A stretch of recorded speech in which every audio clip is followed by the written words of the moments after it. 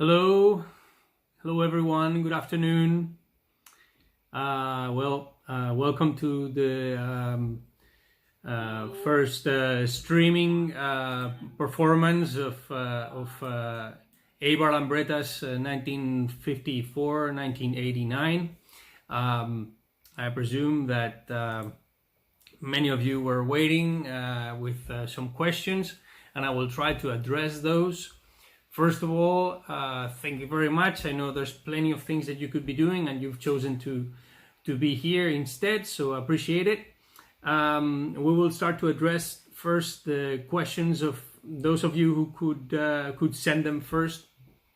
I had some of the questions sent through Facebook. Unfortunately, my Facebook has been blocked in the past 3 days. I haven't been able to access. So maybe some of you send me some questions. I don't know. I want to apologize because I could only save 3 questions sent to me from Rob Fitzgerald, Mike McBride, and John Council. John, if you're watching this, your questions were top. I must say, what an easiness you have to raise, questions that are easy to flow. The other 2 made some questions that were challenging, I must say. But okay, we will try to address those first, okay? Let's see. Rob and Mike made some similar questions, okay? They wanted to know a bit more about the Lince and the Orbar. The Lince and the Orbar are still a bit of a mystery as far as the drafting goes to me. I've made efforts to try to figure out a bit more about who was responsible for creating those lines of the Lince and Orbar, and maybe that will make a space in a future edition of this book. So far, what I would like to show you is a video, okay, that I've included in the book. Okay, this video is included in a QR code in the 1983 section of chapter 3. I know some might not be computer challenged to that extent, and I realize the video has had very few views. The video is within my channel, but it's a private video. So I would like to share it with you now, and I would like to explain some of the things in this video, which hopefully might answer a little of what Rob and Mike asked, okay? So we will go now to this video.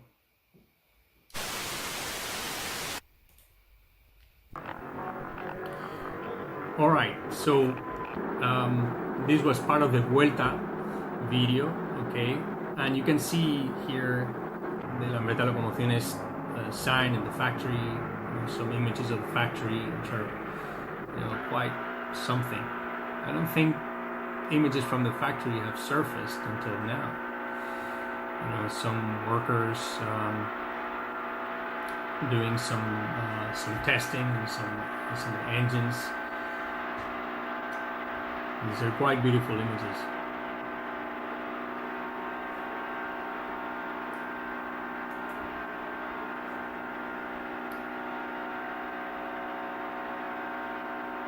And everywhere you will see 2 workers doing whatever.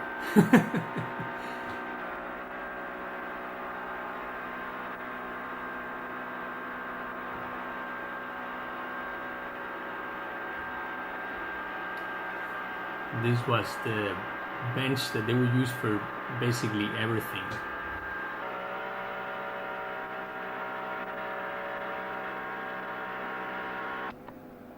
This is El Pepinillo, okay? You can see some drawings of it and some images of it. This was built for Castor within the factory. The only machine that was officially built for racing in the factory.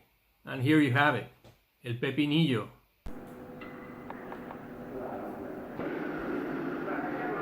Again, 2 workers on a Lince.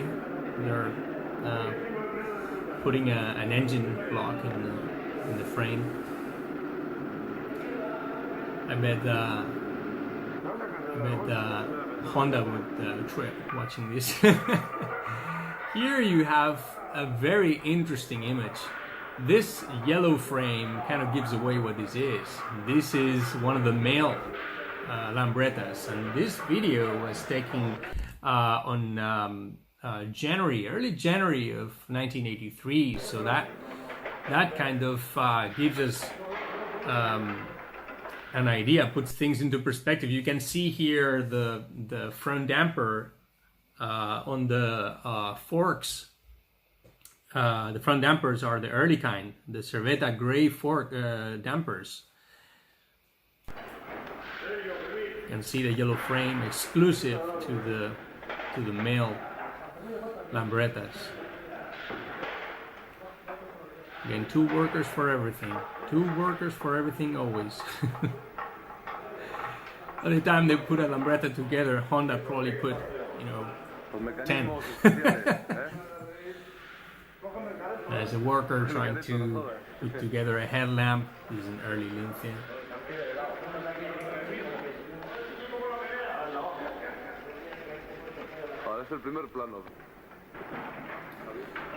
And there's the production line. You can see this Lince has no stickers yet.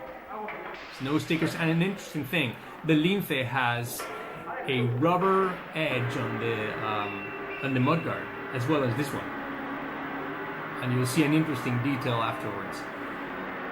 There's the test bench that will test the bikes. And you can see the small petrol tank hanging on the left side of the hand of the scooter. Oh, beautiful. There they are. You love to grab one. Oh, there they are now with the stickers on. You can see they all have the mudguard rubber trim. They all have it.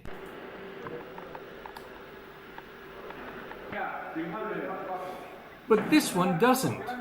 And this is one of the Lambrettas used for the Vuelta from 1983. You can see it does not have a trim. You'll see it clearly now when the workers pick it up to load it up on the van. You can see it doesn't have it, you see? So for some reason, which nobody knows, this one didn't have it. All right, so let's get back here in the camera. So now John Council asked some questions about the small frame Lambrettas. Why were not produced? Well, in the factory they were always playing with safe. They wouldn't risk of building things that they just didn't know if it would have a market or not. So no risk was ever taken. Speaking to Jose Maria Garagorri, who was the chief engineer of Lambretta Cerveta, particularly the Cerveta early years, he told me that he went to the factory in Milan when things were about to be finished with the scooter department, and he brought in a Vega. It was actually a Cometa. It was a green Cometa. This Cometa actually exists. It's in the hands of a collector in Bilbao, I think. But in one of the Eibar rallies they do every year, the Club Lambretta Eibar rally, there was one time where the actual owner of this Cometa brought it in. So it does exist still, this Cometa that was brought in just to, check to see if there was, a chance of these ever made. The costs of everything were rock bottom. I mean, they were just economizing to the extreme at that point. And he told me a very interesting confession. He said, Jaime, the prices that we were selling the scooters to the United States and Canada would make people cry. I mean, they were being sold at the same price that they were selling mopeds here. So you can figure out the little margin that there was of profit for bikes at that point. It was really rough time for Lambretta at that point, and I'm just so surprised that they managed to continue up until 1980 with rock bottom sales and margins. Everything had to be a cost compromise. Everything was looked 40 times just to make sure it was the cheapest option available.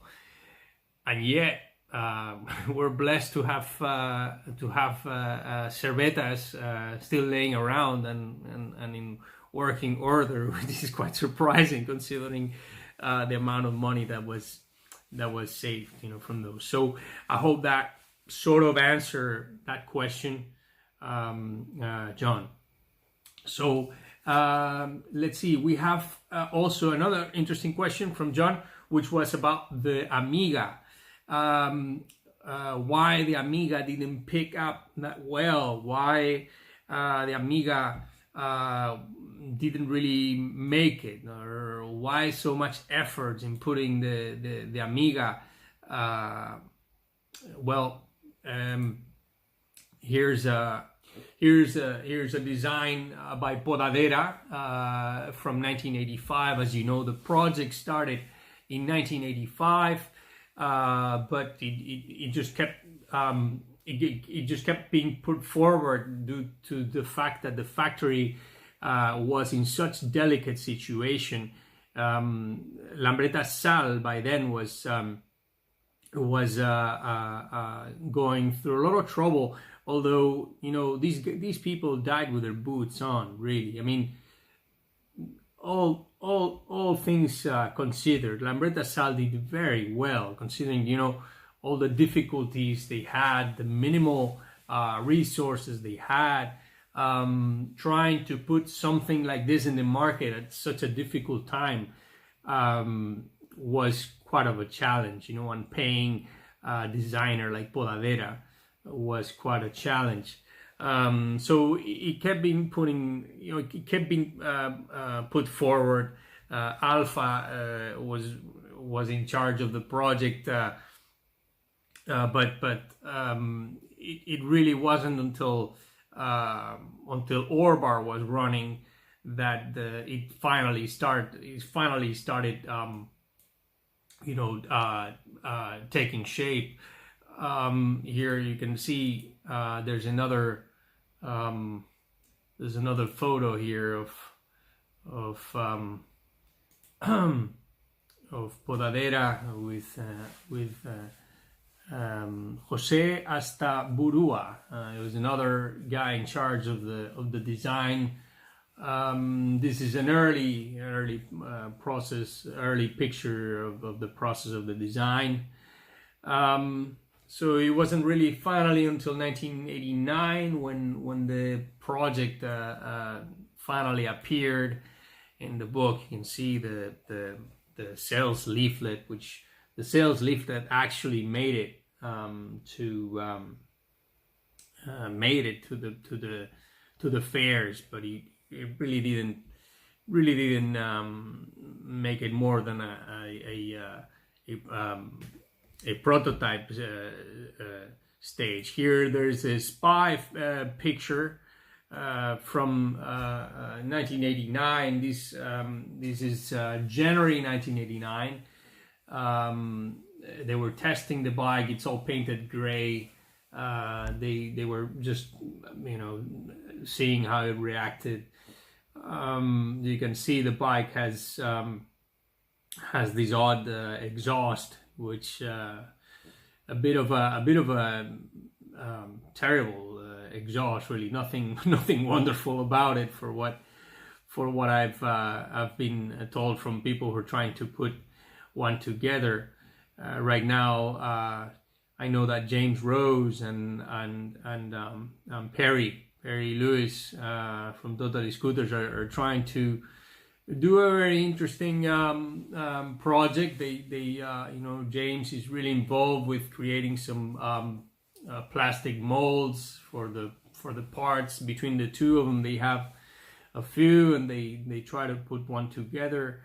But as the same thing that happened with the pony, these are just absolute prototypes, and every frame is just different. The frames aren't the same, and the way they're built is just no way that they can actually work. They have some basic flaws still. So anyway, so that is something to think about. Just in 1989, there was the first Euro Lambretta, and Paolo Catani had an interesting snapshot of the Amiga when it was taken to Strasbourg for it to be displayed. And this was a bit of the thing with the Amiga. It just didn't really cut it for a number of reasons, but quite possibly because they just they probably ran out of money, and the basic frame as it is doesn't really work. So anyway, then finally, before I go on to your questions, I would before I go into your questions, I would go into something I thought interesting. Let's see.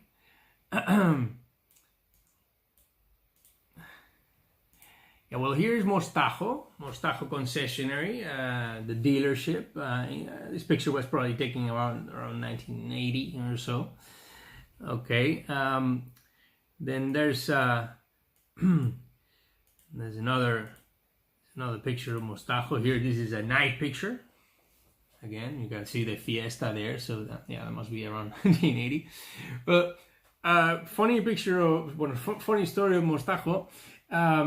In the 1960s, the animal rights movement wasn't too far developed. So Mostajo kept a monkey inside of the shop, and I'm serious. He kept a monkey. So Santiaguín Mostajo, his son, had this daughter, and the daughter was best friends with the monkey. Okay, so people just kind of went sometimes just to check out the monkey. They wanted to see, oh, he had the monkey. So anyway, here is a picture of the monkey. Here's Mostajo, right, standing on the left picture. That's Santiago Mostajo Padre, okay. And there's Santiaguin's daughter on the tricycle. As you can see behind her, there's the entrance to the shop, okay. So there's the cheetah, and apparently, Cheetah was her name, obviously. And apparently, and there was a case that she jumped into a customer, and there was a big turmoil, and apparently they had to give her to the zoo. But yeah, she was there for a number of years, La Cheetah, and that's now something interesting about Mostajo. Well, interesting, curious, let's say. And well, let's see what other questions you might be having now. All right. Okay, now Toño Feijó is asking me about the Tron and three-wheeler motorcycle Lambretta. Well,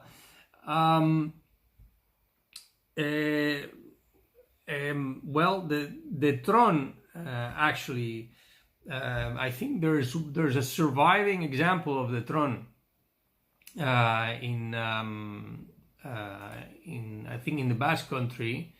I wouldn't know who owns it. I think it's. I'm not too positive since I haven't really been too too interested in to figure out what happened to it. What was part of the development. The same as with the trike, the tricycle. From what I read in the magazines, it's just basically the information that everybody has. This tricycle was thought about doing a cheap economic transport for countries like Cuba, but it never really materialized. More than a project. Same thing happened with the Tron. So there really wasn't much more into it other than mere prototypes. So not sure if that answers your question, but yeah, my book I made clear in the book that I wasn't going to get into 3-wheelers or big wheels, so strictly 2 wheels, 8-inch and 10 inches. That's basically it. So sorry if I didn't go further into it. We might leave it for a future edition.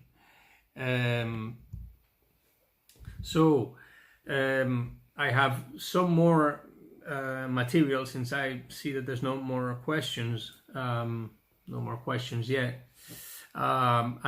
There's some more material here that I can show you. Let's see. This is from. Let's see. This is from Mostajo's Sidecar, which there's more pictures of the engine. I thought there might be of some interest for someone. I didn't go too much in depth into this engine, but nevertheless, it's a really interesting engine. I have to take into account that this was done in '63. There was very little available to make something like this back then. Angel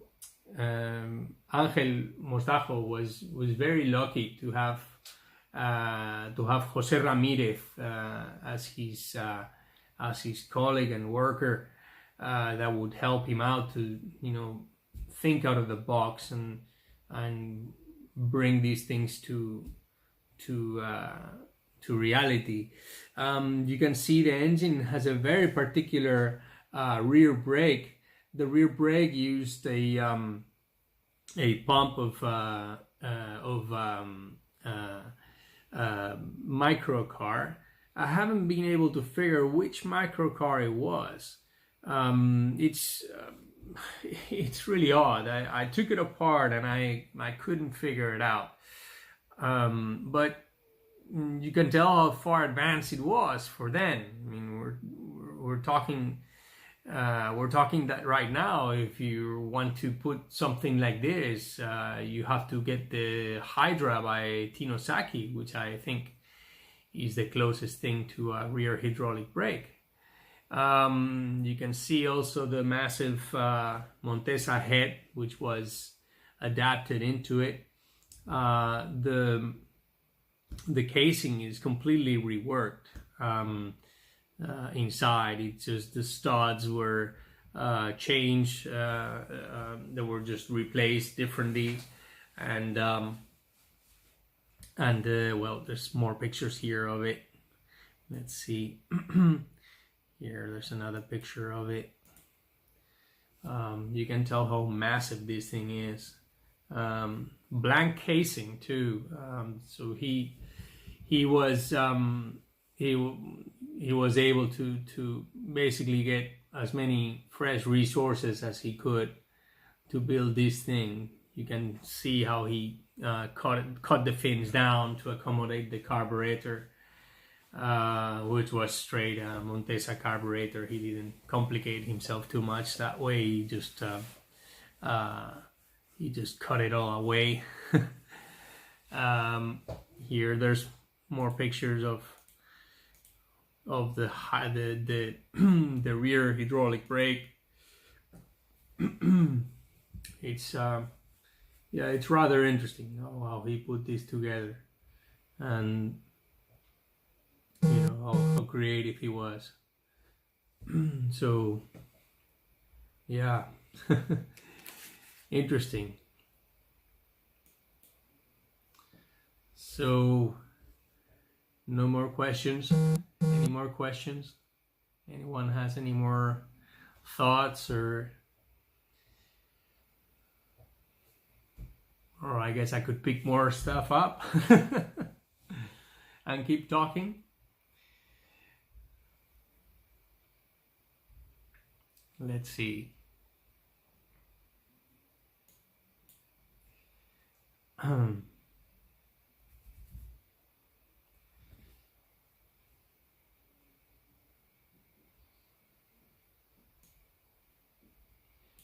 Right.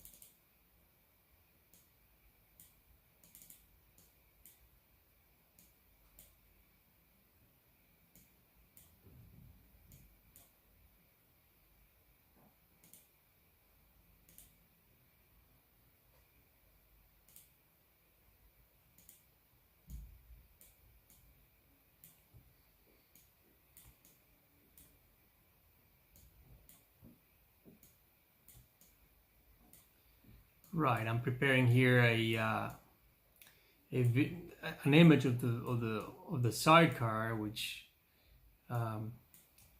wasn't shown on the pictures of the book, but here's the remains of the sidecar, Mostajo sidecar. You can see it's a very simple bed, just welded to a Series 2 type of frame. Nothing really complicated. But when I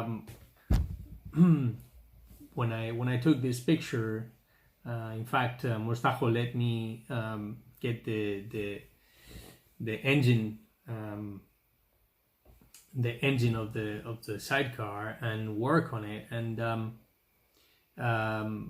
he really wanted to rebuild this thing. You know, the thing is, he was so frail, and he tried to do as much as he could, but he unfortunately he couldn't get to complete it.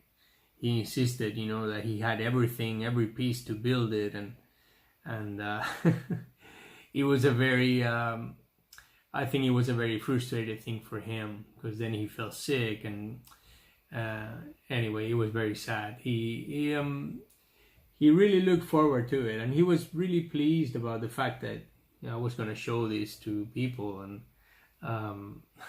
even though he was a very private person, he really valued my work. I mean, Angel really valued my work. He was really enthusiastic, and the proof is that he let me work with the engine, and, you know, kind of ask him a lot of questions. So so yeah, strong character, Angel, but definitely definitely fun memories of him. The light for some reason is not working very well here. I have these camera that I bought, but the light is not really working well. It didn't last as much as, too bad. They sold me a camera lantern that doesn't work too well.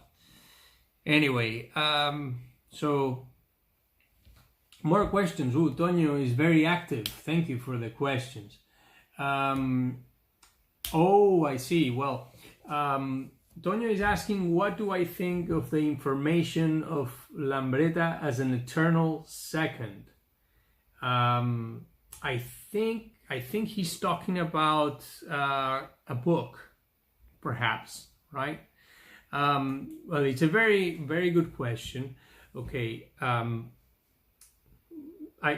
don't want to fall into the comparisons of my work with other works. I don't like that. But I will say that what I wanted to do was justice. Okay, I don't think that the Spanish Lambretta had received a fair treatment up until now. I don't think that there was ever enough attention to all the different stages that the factory went through to produce the Lambrettas that we have here now. They might not be everybody's cup of tea. That's, the way it is. But there is a story, and the machines are there, and I don't think that they've received a fair treatment as far as information goes. So if there's something that I've really put my best effort to do, was to reflect that, to show all the differences with the models, all the specifics of every model, and every difference between parts progressively through the years. Paid attention to colors, paid attention to everything that makes Spanish Lambrettas Spanish. That was my objective, that they received a fair treatment, and hopefully I've gotten close to accomplish that. So it's a very good question, and I appreciate it. And again, I'm not comparing myself to anybody, but I think that the work of this book does reflect my impetus, my obsession to create a work that would be fair. Fair is the word. So I'm not sure if you have any more questions. Time is ticking. We have about a half an hour more. Any more questions? No? Well, let's see if I can come up with something else. I don't like to be talking just off the top of my head. We've talked about Mostajo. I've showed you the particular video, the factory which showed those bits of the workers putting together those male linces and the regular linces. I strongly recommend that if you have time to watch the rest of the video. That's just an excerpt, but the rest of the video is very good. It shows a bit of the tour around Spain that the Ortega brothers did, and then it's fantastic. It's a wonderful legacy that they left behind. I mean, these boys really did a lot for Lambretta, and I want to thank Castor especially, who was really enthusiastic about this whole project. who helped me out so much with 1981 and 1983, where his trip took place, and all his adventure with Lambretta, which is fantastic. So thank you, Castor, for watching this. I'm really thankful to you and your brother, Juan Carlos.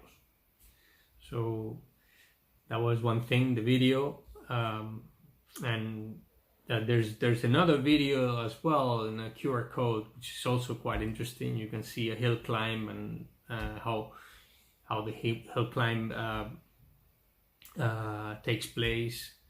You can see El Monstruo from the Constante brothers in action, which is, you know, quite a real thing.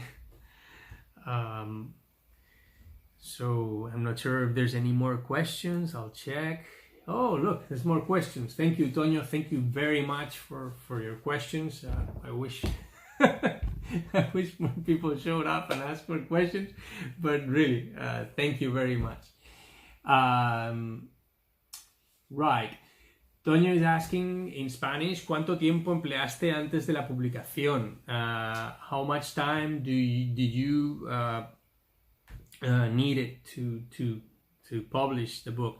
Well, it was 3 years plus. Okay, this book took me a bit time to prepare earlier on. Okay, we went. My wife and I. My wife's done a lot of the pictures of the book, which, you know, she's a wonderful photographer, way better than I am. She's taught me a lot about photography, and some of the pictures are mine on the book, but she was behind the whole thing. So this was back to 2017 when we went to see Colin Bunn's museum. Colin let me know that he was selling all his bikes, and I said, no, we have to go there and you know, get as many pictures as we can of all the bikes that Colin had there, which are many unrestored bikes that are on the book are Colin's. In fact, it was quite funny that someone bought my book and told me, I was so surprised to see my former Lambretta pictured in there. The owner of the first series 2 of the book told me, you know, that was used to be his bike, and he took it to the Spanish Euro Lambretta in 2018. So yes, it was a long time to prepare before that with different things, not exclusively working on the book, but the pictures were very important. Then there were many pictures taken later on, and had the help from wonderful photographers. I mean, I'm so thankful to people of the likes of Tony O'Brien who were really helpful with this project, and, you know, his photographs are just amazing, simply. And, I'm so thankful for the quality of the pictures that are shown, you know, both, you know, my wife and you know, Tony O'Brien and other photographers who did it amateur, but they did a fantastic job. Inigo Begiristain also was so creative. He was always looking to make that different picture, and you can tell when the pictures are his, because, you know, he tried to make something differently. You know, no, I'll, you know, put myself in a different way and I'll show the picture. So really, thank you, Inigo, for your creativity, because, you know, I mean, that really hit the spot in many ways. So yeah, after that, I had an injury. Thanks to that injury, I lost my job, and so that was an opportunity to start up and put myself to work and do the book and dedicate myself strictly to the book for the past 3 years. So it's been quite an intense time of my life, but really worth it. I mean, I've enjoyed every minute of it. So than some of the things that I have done before. I had this massive obsession about Spanish Series 2s, and that goes back to another question, which kind of somehow escaped me. But John Council asked a question, which was which was the most iconic Lambretta, Spanish Lambretta, and to me that would be the winter model, without a doubt. That has to be the most iconic, unique headset, unique turn mudguard, in whichever displacement. Doesn't matter if it's 125, 150, or 175. I mean, it is to me is the ultimate most iconic Spanish Lambretta. So yeah, this obsession with the Spanish Series 2 just kind of, kept flowing through the years, and that's how I came to realize years back the fact that there were differences. These machines weren't all the same. There were certainly certain features on them that could help you identify the different makes of them. So that really got me. That really, and I'm talking about good 14 years ago or more. That really got me to a point to say this should be written somewhere, because it's if someone is doing one of these machines, is preparing one of these, building one of these machines, they will want to know what was specific to this bike. So there's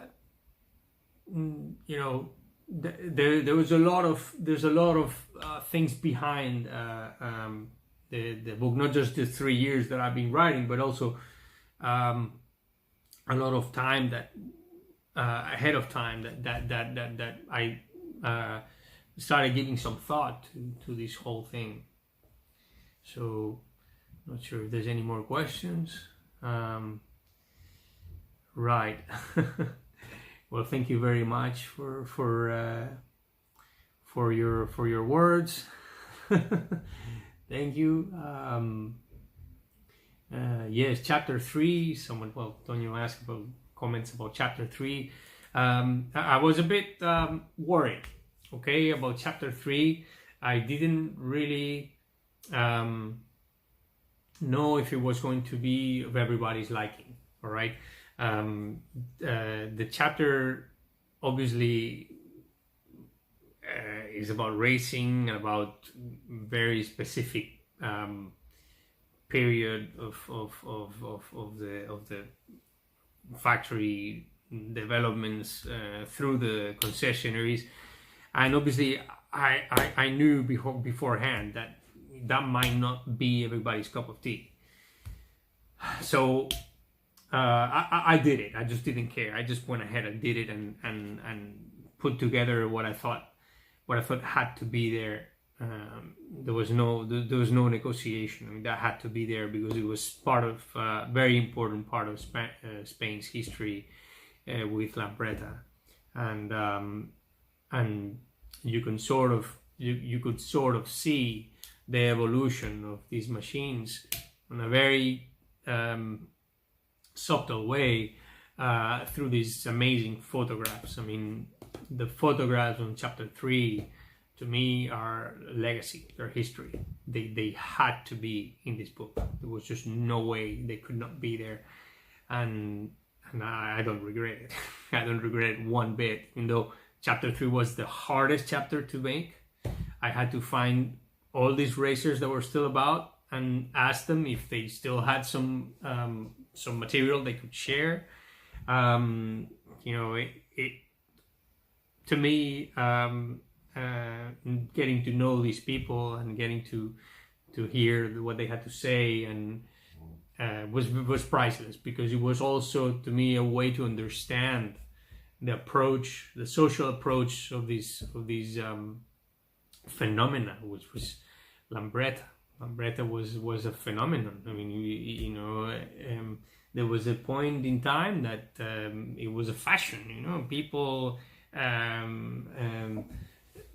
had Lambrettas just to be part of something. You know, and that really helped me to understand a lot of things.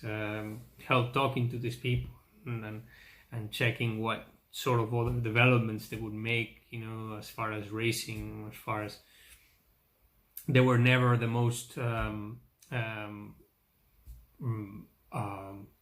loud racers out there. By far, they were mostly unknown. Still, they managed to make some pages in the advertising for Lambretta. You know, Tony Estivil won this race. You know, the Milano Taranto. And it was on the big page in the newspaper, you know, a way to publicize, definitely. But the imagery left behind, I mean, priceless. So chapter 3, it's a beautiful chapter. To me, is the jewel on the crown of this book. To me, naturally, you know, chapter 1, chapter 2 are the essentials, are the basics to build something, like to make a book like this. So yes, I agree. Not sure if there's any more questions or anything that we could attend. I see there's 4 users that are watching. Wonder if they had any questions. I feel awful asking people for questions. So we have 15 more minutes left. Maybe we can think on something else. No?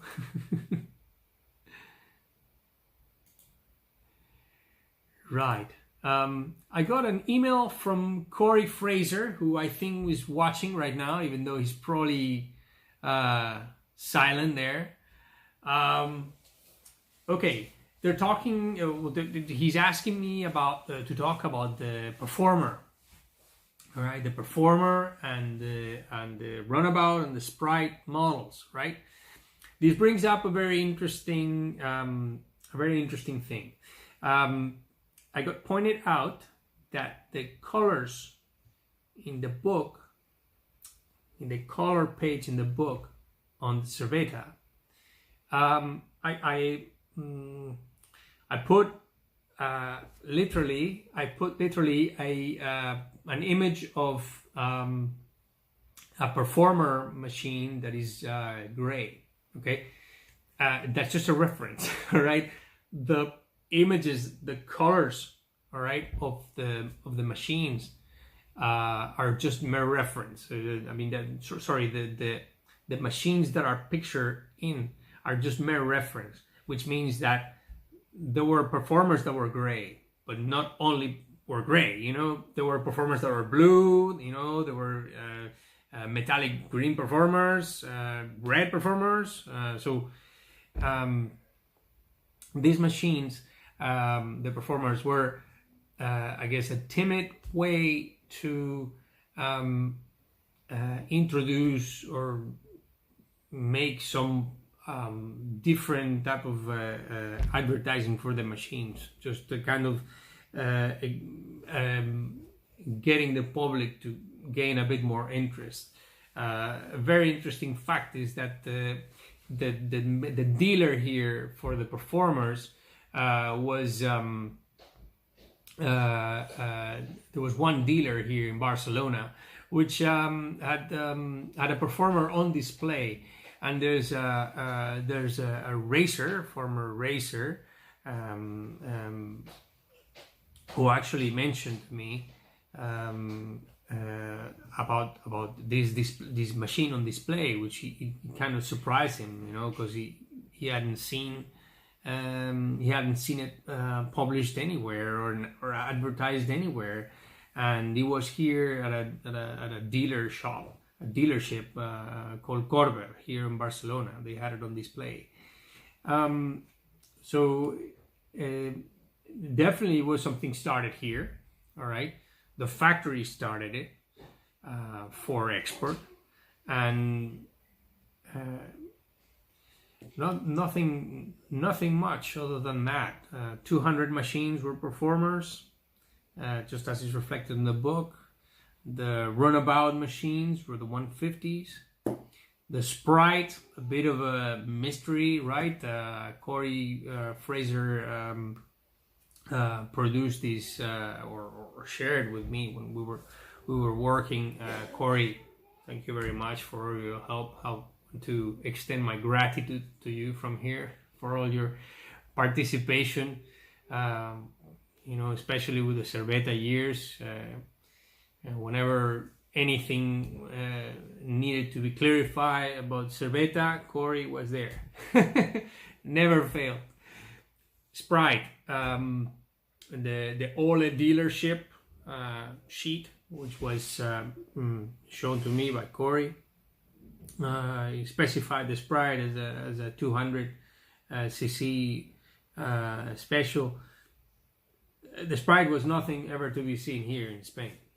So remains a bit of a mystery what happened with the Sprite, how that actually marketed. It really is a bit of a mystery and not much clear just from that leaflet that was left from the Ola dealership. So technically, performers and runabouts, they were just Jet 200 and 150 special. Nothing really more than a vinyl sticker which advertised otherwise. So thank you, Corey, for your suggestion to talk about them. I hope that hit the spot.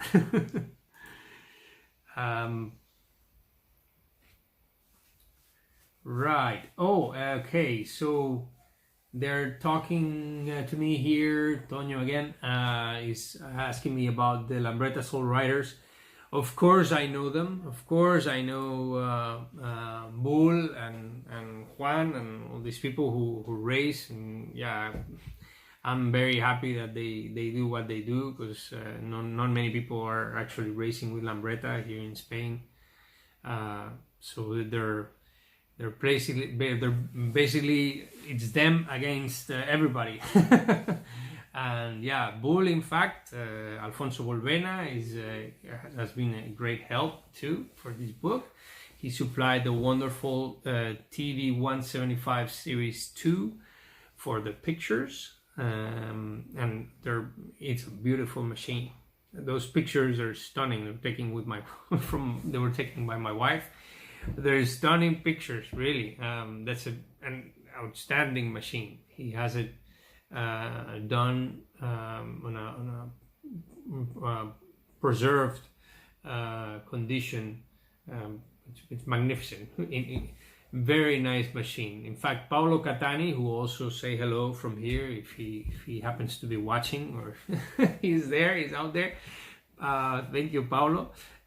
He pointed at that bike, said, "Oh, that's really nice." He wrote a message to me pointing that out. So yeah, lovely bike, and that belongs to Alfonso, to Bull. So wonder if there's any more questions. Nothing here in the email.